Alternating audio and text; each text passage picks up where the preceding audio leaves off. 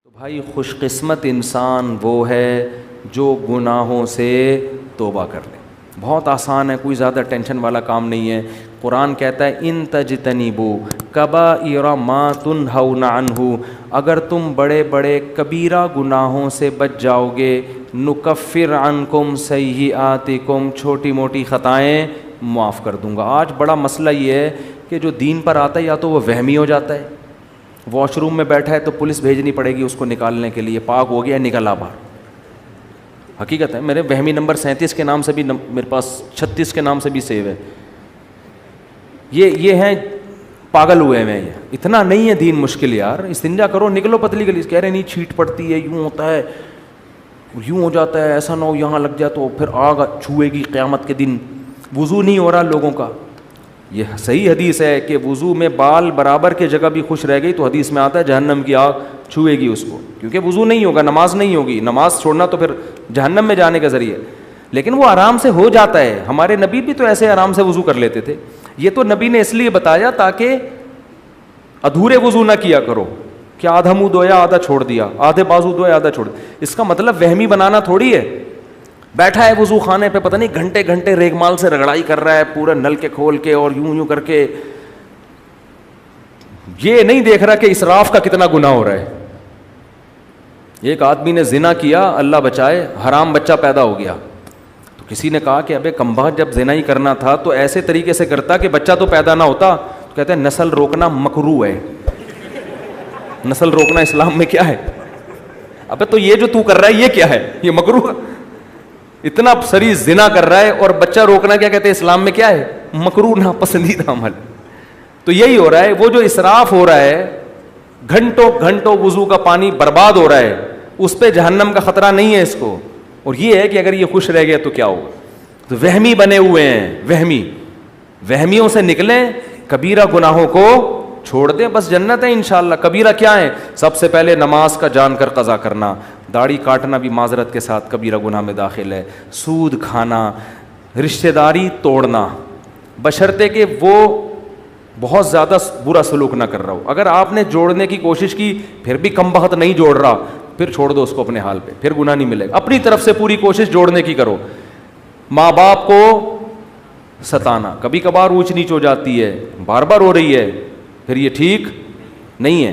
बाप से अगर नहीं बनती ना, हर वक्त की चक अलग रह लो। जब लड़का जब बालिग हो जाता है, शादी हो जाती है, तो अब्बा के साथ रहना फ़र्ज़ नहीं। बाज़ दफ़ा ऐसे होता है कि वाकई अब्बा ही थोड़े से टेढ़े दिमाग के होते हैं, वो बच्चे को जीने ही नहीं देते। वो जब भी गुजरेंगे कुछ ना कुछ होता है ये बाज़ दफ़ा। तो बजाय बाप से बदतमीज़ी, ऊंची आवाज़ से बात, उसकी हक तलफ़ी, पतली गली से निकल लो। शादी करके अलग रहो, अब्बा से खैरियत पूछते रहा करो, लड़ो नहीं, ऊंची आवाज़ से बाप के सामने बात मत करो। कबीरा गुनाह है। कत्ल करना कबीरा गुनाह, शराब पीना बोलो कबीरा गुनाह। गीबत में भी दो किस्में हैं, कुछ गीबतें हल्की फुल्की होती हैं, वो सगीरा में दाखिल हैं। कुछ गीबतें भारी भरकम होती हैं। भारी भरकम वो है जिससे अगले की इज्जत का जनाजा निकल जाए। आपने किसी को बुराई में देखा, जिना करते हुए या कोई और, इस्लाम ने कहा इस पे पर्दा डालो, आपने लोगों को जाके बता दिया ये काम कर, हालांकि वो छुप के कर रहा था। अब वो तौबा कर लेगा, अल्लाह माफ़ करेगा, लेकिन पब्लिक माफ़, जिंदगी भर के लिए उसकी इज्जत ख़त्म। शौहर कोई जिना करता है, बुराई, लोग बीवी को जाके बता देते हैं, भाई छुप के एक आदमी ने काम किया है, पर्दा डालो, उसको अलग से समझा दो ले जाके, क्यों उसके राज को फाश कर रहे हो। अब बीवी को जब बता दिया, हो सकता है शौहर बाद में तबलीग में वक्त लगाए, कुछ भी करे, तौबा करे, अल्लाह माफ़ करेगा, लेकिन औरत के दिल में जो बाल आ गया, जो उसका घर तबाह होगा, बर्बाद होगा, ये अब इसकी तलाफ़ी कभी भी बोलो नहीं हो। पर्दा डालने का, औरत के जुर्म पे भी, मर्द के जुर्म पर भी पर्दा डालने का हुक्म है, हाईलाइट करने की इजाज़त नहीं है। बड़ा तलाश कर रहे होते हैं कहीं से कोई ऐप मिले तो बताएं दुनिया को जाके। और क्या है कबीरा गुनाह है? रमज़ान का एक रोज़ा भी जान कर कज़ा कर दिया तो ये सगीरा गुनाह। सारा साल रोज़े ना रखें, ना 10 मुहर्रम का रखें, ना अरफा का रखें, वो सब नफली रोज़े हैं।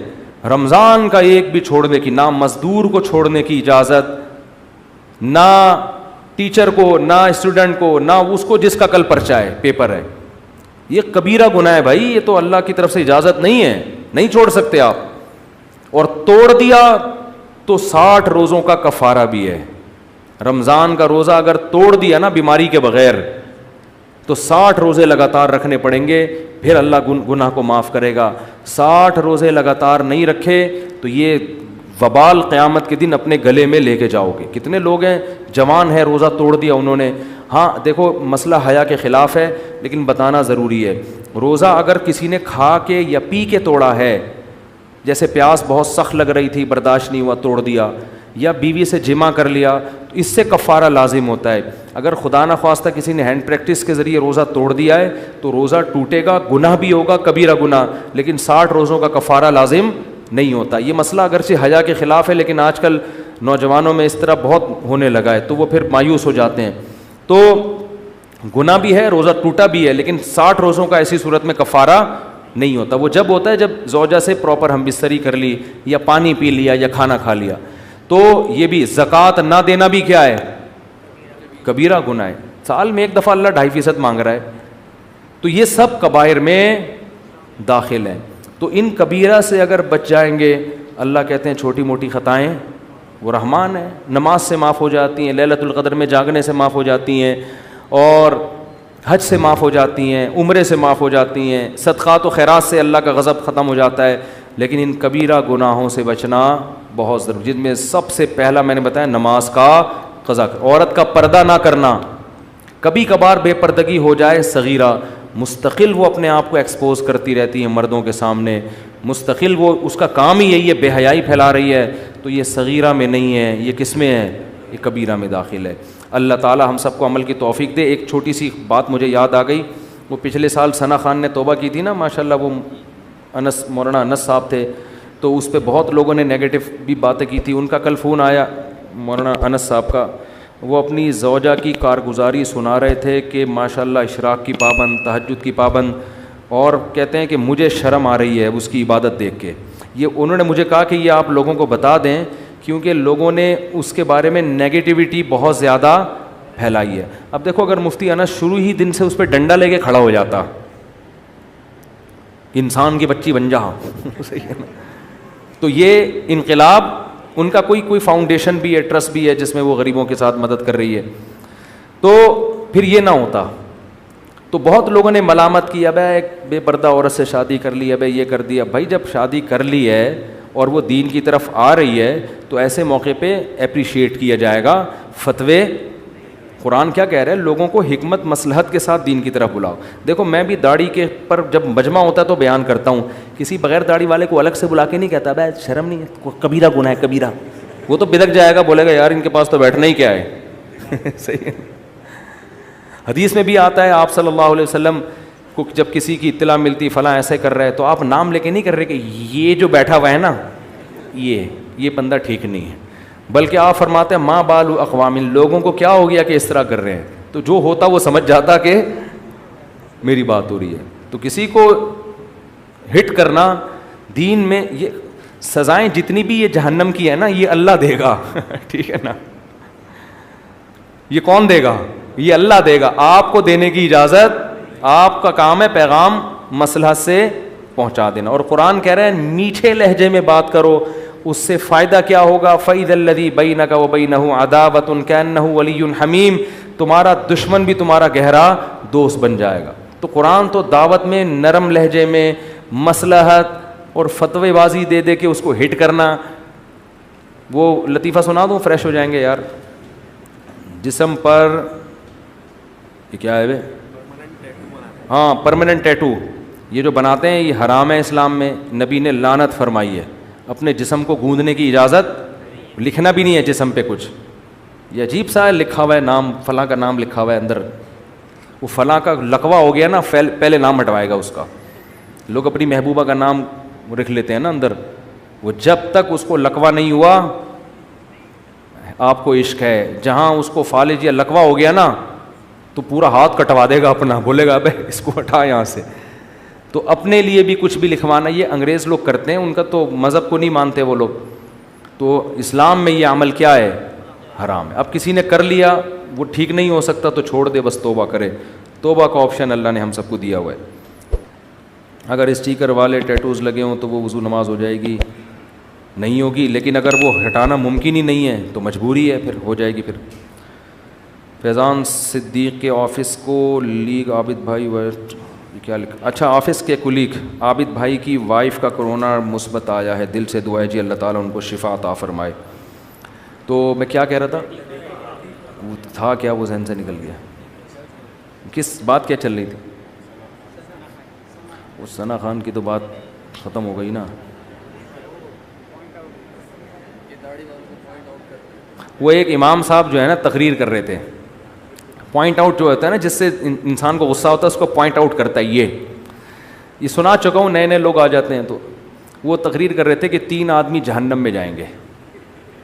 एक वो जो नमाज नहीं पढ़ता, अभी तीसरा कहने नहीं लगते, एक देहाती खड़ा हो जाता है कि भाई मेरा एक सवाल है उसका जवाब दें। वो कहते हैं भाई बैठ जा, बात तो मुकम्मल होने दे।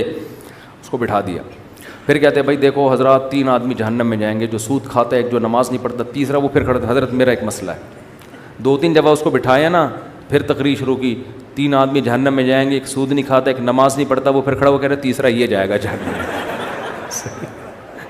तीसरा तो आदमी को जब अपनी ठरक निकालनी होती है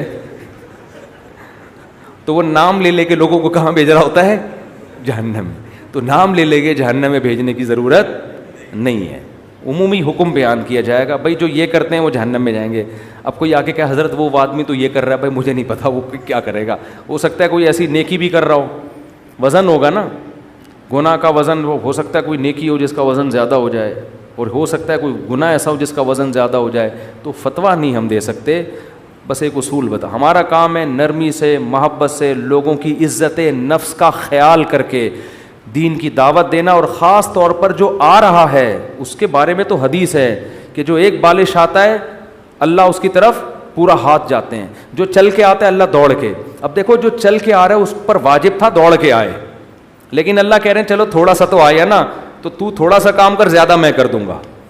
तो जो भी फनकार हैं, अदाकार हैं, वो अगर थोड़े से भी दीन पे आ जाएं तो माजी याद दिला दिला के उनको आर ना दिलाया, भाई कल तक तो नाच रही थी, हैं अभी स्कार्फ पहन के टीवी में आके नातें पढ़ रही है। गनीमत है, गाने छोड़ दिए, नातों पे आ गई, उसके लिए गनीमत है। ये गनीमत है। अब लोग कहते हैं देखो चेहरे का पर्दा भी तो फ़र्ज़ है, तो ये इतने मेकअप ठोस ठोस के जो टीवी पे आ रही है तो क्या ये जायज़ है? ओ भाई ठीक है, चेहरे का पर्दा करना चाहिए, और अगर चेहरा दिखा भी रही है तो इतना डिस्टेम्पर खाली नहीं करने चाहिए थे इसको। लेकिन इसका माजी देखो, उस माजी से करोड़ा गुना बेहतर। जुनैद जमशेद बेचारे का बेड़ा गर्क किया ऐसी बातें कर करके। उसने तौबा कर ली, सब कुछ छोड़ दिया। कभी कभी उसको पुराने ज़माना याद आता था तो गिटार लेके 2-3 दफ़ा टन टन कर देता था, बस वो जो नहीं करना चाहिए था। लेकिन अब भाई 1-2 दफ़ा बजा दिया उसने, वो पुराने याद आए, फिर ख्याल हुआ नहीं यार ये गलत है। आहिस्ता आहिस्ता आएगा ना, वो एकदम पब्लिक पीछे पड़े, अब है तो वही ना। वो वाकई दीन से वापस पलट गया था। उसको तो फिर मौलाना तारी जमील साहब ने जाके पकड़ा है। दाढ़ी रख के उसने काट दी थी, पूरी प्रॉपर दाढ़ी रखी, उस शेव कर ली, दोबारा वही बन गया। फिर मौलाना से डर रहा था कि अब आएंगे तो अब तो रख के चमाट पड़ेगा। अबे तुझे घंटों घंटों समझा के इतनी मेहनत की, फिर वही मौलाना के पास आया। मौलाना कोई बात नहीं भाई, हम सज़ा देने वाले, हमारा तो दरवाज़ा खुला हुआ है, मौत 100 दफ़ा दाढ़ी रख के काटो। जब अल्लाह तौबा कर रहा है तो मैं और आप कौन होते हैं? हदीस में आता है एक भाई नेक था एक बुरा, तो नेक भाई बुरे भाई को समझाता था, देख ये छोड़ दे, यही समझाता होगा, गुटके मुटके कुछ इस तरह की चीज़ें, तो इंसान बन जा, छोड़ दे। वो कहता था यार अल्लाह बख्श देगा। ये कहना नहीं चाहिए, ये बड़ा ख़तरनाक जुमला है, गुनाह से तौबा करो भाई। लेकिन वो कह रहा है यार अल्लाह बख्श देगा। एक दिन इसने कहा खुदा की कसम अल्लाह तुझे नहीं बख्शेगा।